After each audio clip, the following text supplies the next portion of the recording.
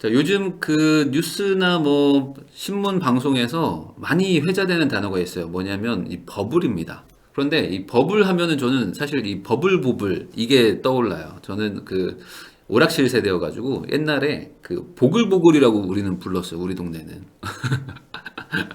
우리는 그 버블보블이라고 써있던데 우리는 보글보글 하러 가자고 막 했었거든요. 그래서 버블보블인지 안지가 그리 오래되지 않았습니다. 보글보글 아니었어? 어쨌든 그 버블 하면은 저는 요게 떠오르긴 했는데 최근에는 어떤 대공황의 전초 그리고 이제 폭락의 시작 뭐 이런 느낌으로 버블이라는 단어를 많이 써요.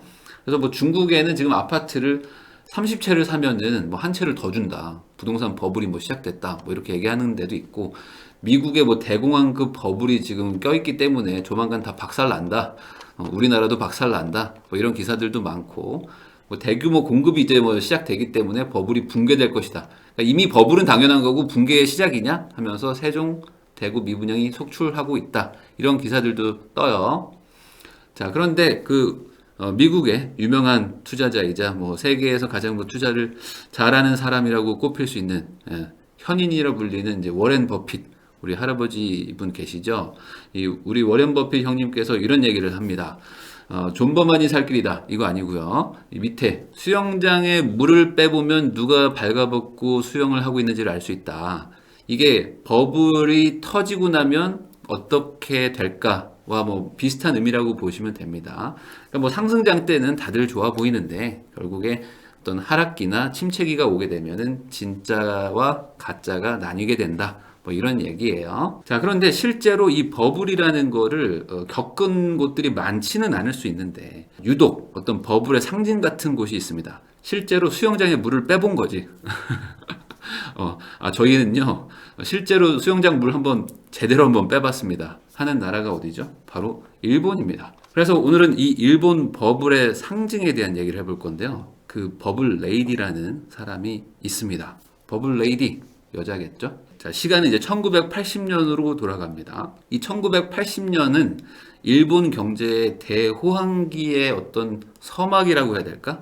일본이 그전에도 잘 나가는 나라였지만 이때는 정말 대폭발하는 시기였습니다. 그래서 그 아마 인터넷에서 한번 찾아보세요. 그 코카콜라 광고가 있습니다. 일본에서 1987년인가 88년에 코카콜라 광고를 하는데 광고를 틀어보면 도대체 이 시절의 그 시대상이 어땠는지가 좀 체감이 돼요. 너무 행복해해 다들. 보면은 여기 막 사람 막 좀 뛰어가고 있잖아요. 뛰어가고 있는데 다들 웃고 있어. 안 웃는 사람들이 없어요. 그리고 다들 보면 다 정장을 입고 있어요. 정장 입고 있고 더 재밌는 건 뭐냐면 낮에 업무 시간에 다들 놀고 있어. 업무 시간에 코카콜라 들고 다 이 정장 입고 막 놀러 다니고 있어. 여기 캐치볼 하고 있어. 이분은 여기는 뭐 분수 같은 데 들어가서 물장난 하고 있고. 시대 분위기가 너무 행복한 거지. 너무 행복하고 뭐 돈은 너무 많고 취업은 뭐 당연히 되고 뭐 그냥 뭐 하나 뭐 나쁠 게 없는 그런 분위기의 시절이었다. 그래서 정말 돈이 너무 많아가지고 뭘 해야 될지 모를 정도였다라는 게 일본의 이 버블 시기였습니다. 자, 그런데 그때 한 여인이 등장을 합니다. 바로 이분이에요. 오노우에 누이라는 분인데 1930년생이래요. 그러니까 80년 되면 이미 50세죠. 그러니까 약간 할머니 시작하는 그런 단계의 어떤 여성분이 계셨는데 이 분이 오늘의 주인공입니다. 이분은 이제 오사카에서 뭐 술집을 운영을 했다, 뭐 레스토랑을 운영을 했다, 뭐 이런 얘기들이 있었어요. 근데 이분은 그냥 정말 말 그대로 가난하게 커서 자영업으로 술집이랑 뭐 레스토랑 이런 것들을 운영하셨던 그런 분이에요. 근데 이분이 투자를 어떤 걸로 시작을 하냐면 은행 직원의 권유로 채권에 10억 엔을 투자합니다. 그러니까 내가 잘 몰라 투자를 투자를 잘 모르는데 은행 간 거예요. 근데 은행 직원이 저기 사모님 채권에 한 10억 엔 정도 투자를 해보세요 라고 물어본 거예요. 그래서 이분이 10억 엔 한번 해볼까? 라고 한 거예요. 자, 그런데 여기서 중요한 포인트가 있습니다. 뭐죠? 느낌표를 찍어야 돼. 10억 엔이에요. 10억 엔. 자, 그러면 우리나라 돈으로 10억인가? 이게 아니고 100억이에요. 100억. 자, 다시 한번 설명할까요? 오사카에 가게 2개 가지고 있는 그냥 평범한 그냥 아주머니야. 근데 은행 직원이 한 100억 정도 투자해보세요. 라고 얘기를 한 거야. 그리고 또 이분이 그럴까? 한 100억 정도 해볼까? 자, 이게 정상적인 대화입니까? 이 시절이 어떤 시절이었는지 아시겠어요? 그냥 100억 정도는 있는 거야.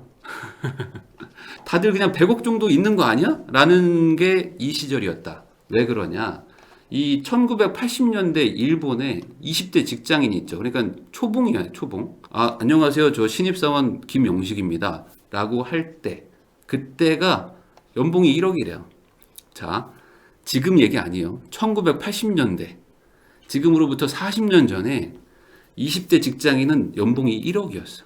근데 우리나라 직장인의 월급이 얼마였냐면 한 30에서 뭐 50 사이였대요. 그러니까 우리나라 연봉이 한 뭐 500 될까? 한 500 될까 하는데 일본은 최소 한 20배. 이 정도의 느낌으로 돈이 넘쳐 흐르던 시절이었다. 그래서 면접을 가잖아요. 면접 가면은 40만 원씩 줬대.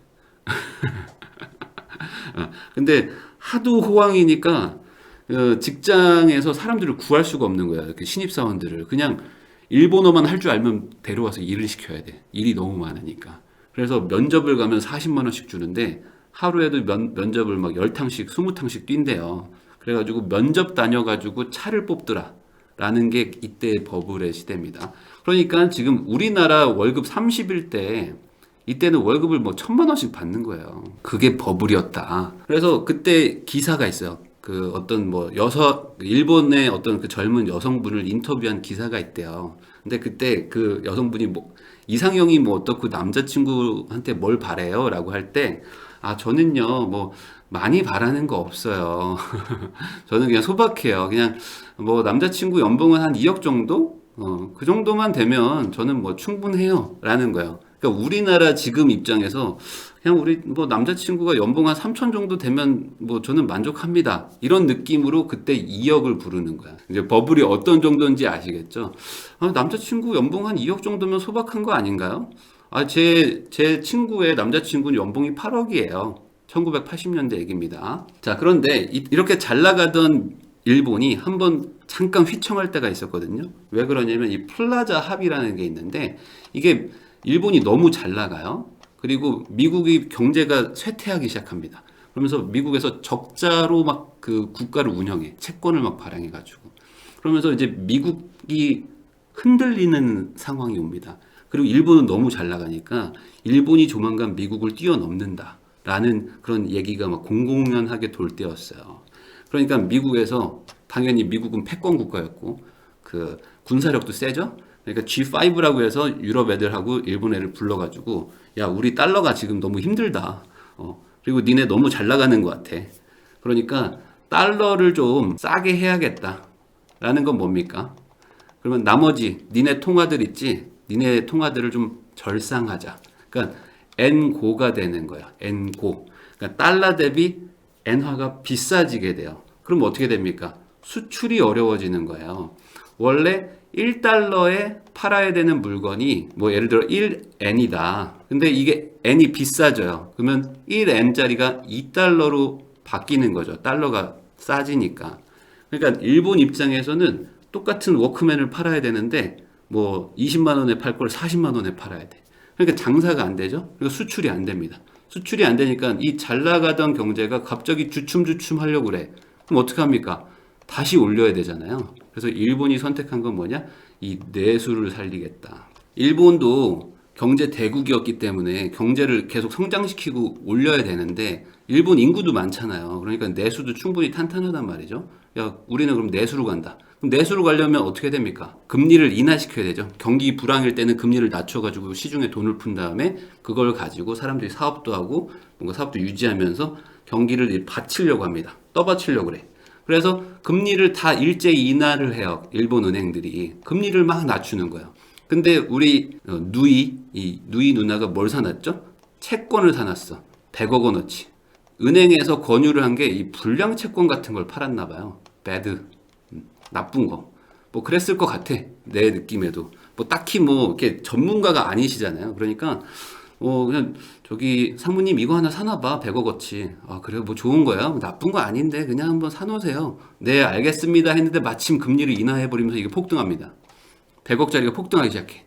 그러면서 우리 이 누이 누님이 뭘 봤죠? 투자의 맛을 본 거야. 여러분들 꿀맛 우유 있는 거 알았어요? 나 처음 봤어요. 빙그레 바나나 우유만 있는 줄 알았는데 꿀맛 우유가 있더라. 그래서 이 맛은 꿀맛인데? 라는 거를 보면서 이분이 야, 투자다 이제. 그래서 그냥 오사카에 계시던 그냥 소박한 100억 정도 있는 소박한 그냥 중산층이었어요. 버블 시대에. 그분이 갑자기 투자의 전업으로 뛰어들기 시작합니다. 그래서 뭘 하냐면 이분이 전 재산을 주식에 넣어요. 아마 그때 코인이 있었으면 이분 아마 코인에 넣겠지. 근데 그때는 코인 같은 건 없었으니까 자, 나는 주식이다. 그래서 이분이 주식에 넣었는데 결과가 어떻게 됐을까요? 결과는 대성공이었습니다. 왜냐면 이분이 이쯤 넣었거든. 이쯤 넣었는데 일본이 워낙 경기가 호황이고 잘 나가니까 주가가 폭등합니다. 한 만쯤에서 넣었는데 2만이 가는 거야. 그럼 어떻게 돼요? 코스피가 2배 뛴 거예요. 근데 이분은 몰빵했어. 100억을. 그러니까 어떻게 돼? 가자 했는데 대성공 된 거죠. 대성공한 거예요. 완전히. 그러니까 이분 어떻게 됩니까? 이제 꿀맛을 봤는데 야, 이거 장난이 아니구나 이거는. 응? 그래서 이분이 너무 성공을 해버린 거예요. 처음부터. 근데 이건 이유가 있어요. 왜냐, 이분이 주식을 잘해서가 아니라 그 당시 1988년쯤으로 뭐 얘기를 하면 세계 100대 기업이라는 게 있어요. 대부분 많이 뽑잖아요. 뭐 포브스니 이런 데서. 근데 그 중에 일본 기업이 53개사래요. 그러니까 미국보다도 많은 거예요. 그러니까 일본이 완전히 세계를 장악한다라는 게 이상하지 않을 정도로 경제가 너무 잘 나가는 거예요. 일본이 워낙 뭐 수출도 잘하고 뭐 제조업도 강국이고 금융도 셌고 하니까. 그러니까 웬만한 일본 기업들이 세계 기업이 된 거예요. 지금의 미국 뭐 빵 같은 것처럼. 그러니까 그냥 가만히 있어도 그냥 돈을 벌었는데 몰빵을 해버린 거지. 이때가 어떤 시절이었냐면 1위가 NTT라고 일본 전신전화공사인데 여기 그냥 우리나라의 KT라고 생각하면 돼요. KT가 세계 1위 기업이야. 아니 KT가 그냥 뭐 한 국가의 그냥 통신 기업인데 세계 1위 기업이 됩니다. 근데 276조예요, 시가총액이. 시총이 276조입니다. 근데 2위가 어디냐면 IBM. IBM이 어떤 회사입니까? 컴퓨터를 만드는 그냥 이때 그냥 잘 나가는 회사인데 최고로 잘 나가는 회사인데 고작 76조밖에 안 돼. 그래서 이게 한 4배 차이가 나는 거야. 4배. 4배 차이 납니다. 그러면 이걸 조금 더 이해하기 쉽게 말씀드리면 이 정도야. 자, KT가 4개 애플이야. 애플을 4개 합치면 KT인 거야. 자, 우리나라 기업이 KT인데 4애플이 1KT다. 그래서 만약에 기사가 나왔을 수도 있어. 이게 진짜면 KT 사장이 갑자기 뉴스에 기자회견합니다. 저희가 지금 애플을 인수하려고 하는데 좀 고민 중이다. 이런 느낌이라고 생각하시면 돼요. 애플이 저렴해서 한번 사보려고 하는데 애플을 살까 테슬라를 살까 아니면 2개 다 살까 고민 중이다. 뭐 이러고 있다고 생각하시면 됩니다. 이해되시나요? 자, 그래서 일본의 버블이 뭐 어느 정도인데 버블은 터지는 건데 라는 이런 생각을 가지고 있으셨던 분들이라면 이 일본의 버블은 이 정도라는 거죠. KT를 가지고 애플 4개를 산다. 아시겠죠? 자, 그런데 이 누님은 평범한 분이 아니세요. 이분은 그냥 일반인이 아니야. 그래서 이분은 어떻게 돼요? 멈추지 않는다. 그냥 just do it이죠. 그냥 하는 거야. 계속 갑니다, 이분은. 이미 꿀맛을 봤기 때문에. 자, 어떻게 하냐면요. 주담대를 받아. 주담대하면 주식담보대출이에요. 주택담보대출이라고도 부르는데 주식으로도 담보대출을 해요. 그래서 이미 이분은 쩐이 있었잖아요. 이걸 담보로 대출을 왕창 땡깁니다. 그 다음에 어떻게 하죠? 몰빵을 해. 이분은 다 몰빵이야 그냥. 나는 그냥 가자야. 그래서 어떻게 하죠? 진짜 다 몰빵했는데 또 성공해. 또 가자 했거든요. 근데 됐어.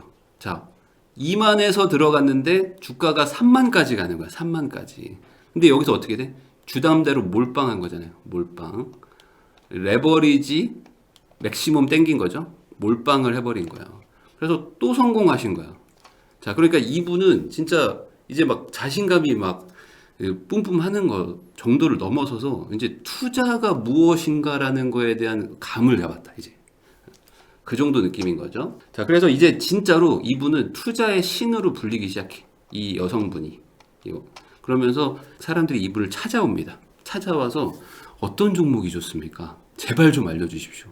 도대체 어떻게 하면 그렇게 부자가 되시는 겁니까? 라고 하면서 사람들이 막 몰려오기 시작합니다.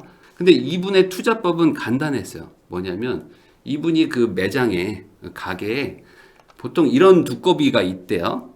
그래서 그 돈, 재물을 가져오는 그런 어떤 뭐 토템 같은 걸로 이 돈을 불러오는 두꺼비가 있는데 이 두꺼비를 두고 있었나 봐요. 그래서 이분이 이 두꺼비가 나한테 종목을 알려준다. 이게 이분의 투자법이었어요. 그게 어떻게 하는 겁니까? 사람들이 너무 궁금하잖아요. 아니, 두꺼비가 뭐 말을 합니까? 아니다. 그런 건 아니고, 자, 내가 두꺼비한테 손을 탁 얹어. 그 다음에 내가 뭐 하나씩 떠올리는 거야. 애플, 페이스북, 아마존, 느낌 안 오는데? 근데, 구글? 하는데 구글 할 때 딱 느낌이 오는 거야. 그러면 그때 이 떠오르는 것을 산다. 이게 이분의 투자법이었어요. 그러니까 결국에 이 두꺼비가 나한테 종목을 찝어주는 거였죠. 근데 어떡하겠어? 이분은 평범한 누님이 아니라고 그랬잖아요. 그래서 또 몰빵해. 자, 3만에서 또 몰빵합니다. 어떤 수준으로 몰빵을 하냐면 대출을 더 땡겨. 자, 이분은 자, 여기서 한번 했죠? 한 번 돈 벌었죠? 근데 여기서 또 벌었죠? 그리고 여기서 레버리지를 씁니다. 레버리지를 썼는데 성공했어. 그러니까 어떻게 해야 돼? 이제는 100배로 간다. 막 이런 느낌인 거죠, 이제. 이제 화성 간다 이거지. 그래서 여기서 한 번 또 가자를 또 외칩니다. 한 번 더. 근데 어떻게 됐어요? 됐어. 또 돼. 또 되신 분이에요, 이분이. 그래서 이분이 그냥 몰빵의 여왕의 두꺼비 신이잖아요. 근데 이분의 그럼 결말이 어떻게 됐을까? 너무 궁금하죠? 결말은 44억 달러. 자, 그러니까 그때 환율로 뭐 계산하면 좀 다르겠지만 대략 한 4조 정도? 100억이 4조가 됐어. 4조가 됩니다, 이게. 몇 년 새에. 근데 아까도 말했죠? 한국 직장인 월급은 30만 원이야. 여전히.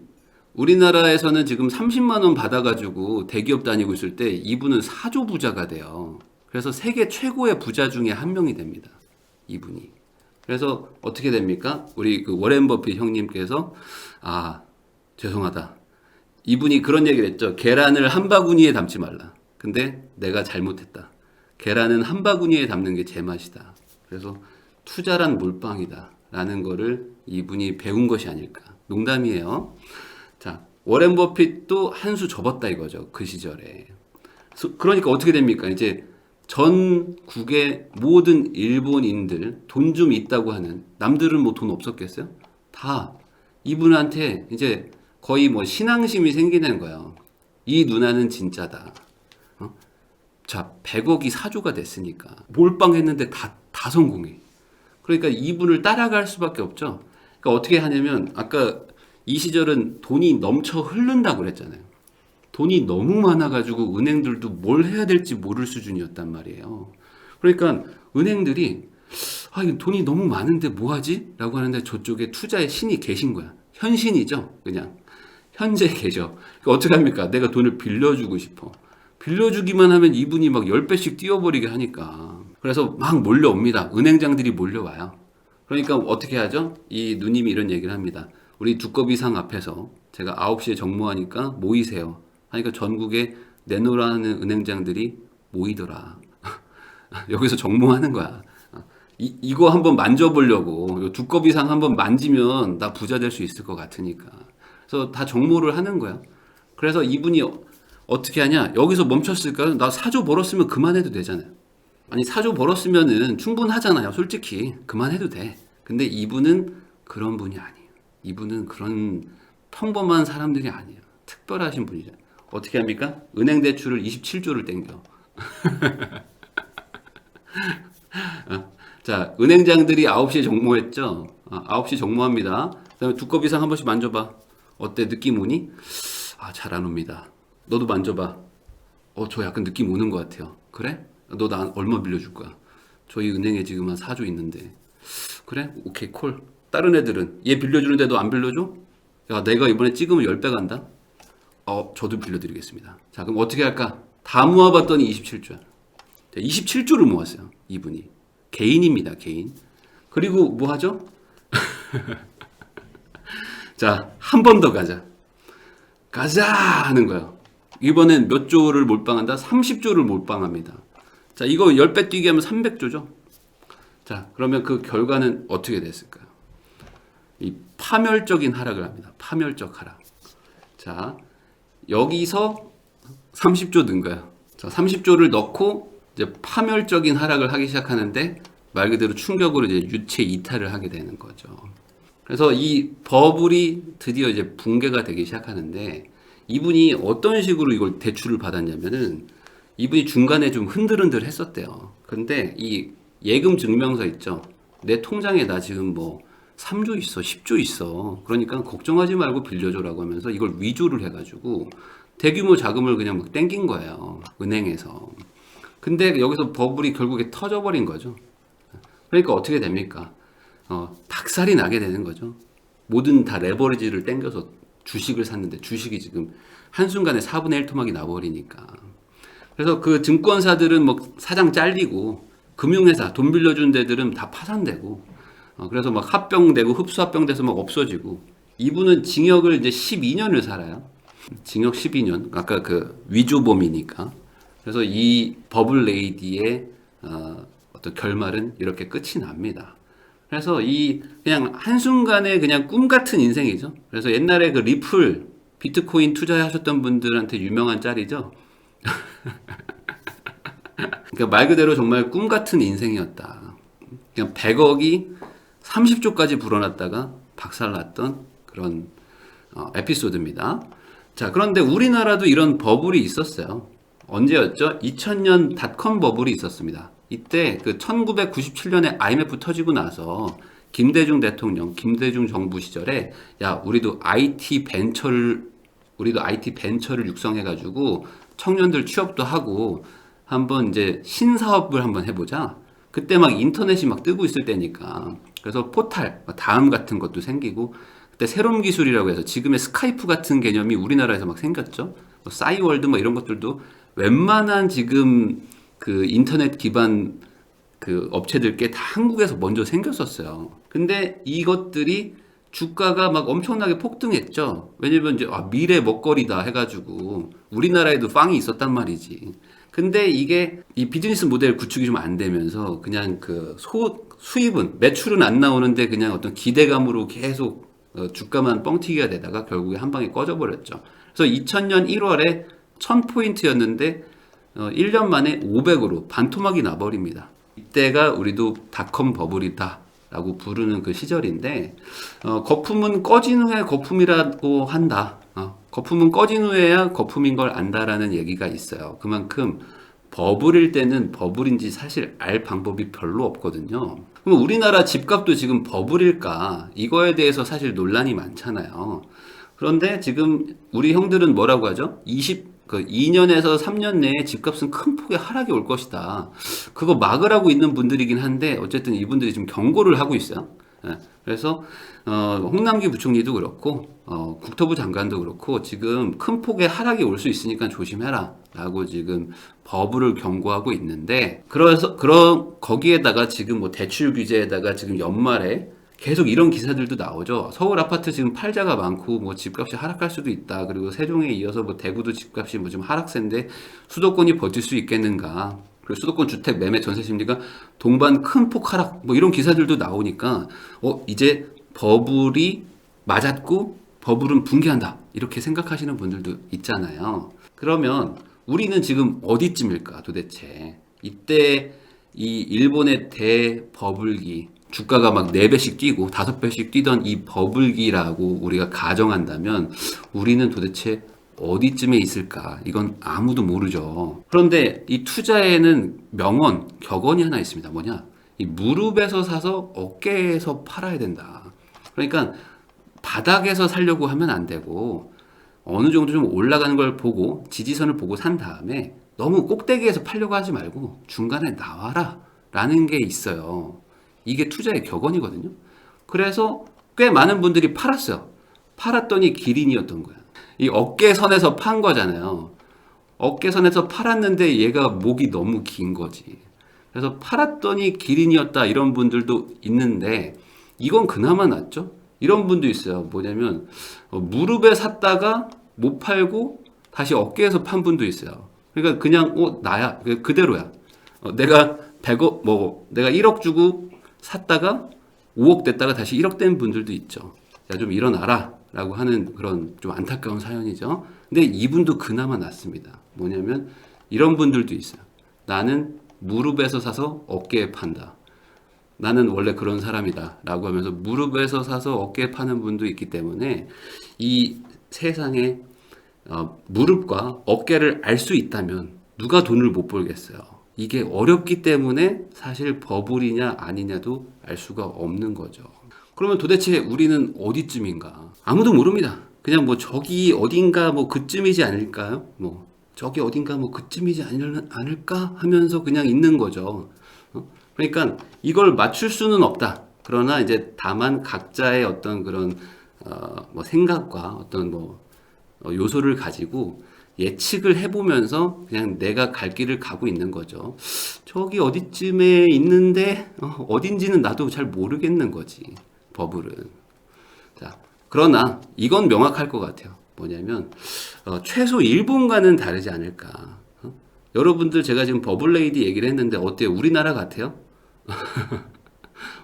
우리나라랑 비슷했었던 것 같아요. 그러니까 지금 일본식 대폭락이 올 것이다라고 말하는 분들이라면, 우리나라가 버블레이디 정도의 어떤 그런 지금 정말 거품 중에 거품이 끼어 있다고 느껴지는지 그 부분을 한번 생각해 보면 좋을 것 같아요. 그래서 버블이냐 아니냐 이걸 떠나서 뭐 대비해서 나쁠 거는 없겠죠. 그러니까 가격이 많이 상승한 건 맞으니까 좀 조심조심해서 보수적인 투자를 하는 건 좋을 것 같아요. 그래서 아까 우리 누님처럼 막 몰빵 가자 이런 거라기보다는 내 능력 안에서 좀 기회를 찾아보자 라는 얘기를 좀 하고 싶어서 오늘 일본 버블의 상징이었던 버블 레이디 이야기를 해봤습니다. 다들 어깨가 어딘지 찾으려고 하지 마시고 내 능력 안에서 할 수 있는 거 하자 이런 얘기를 하고 싶었습니다.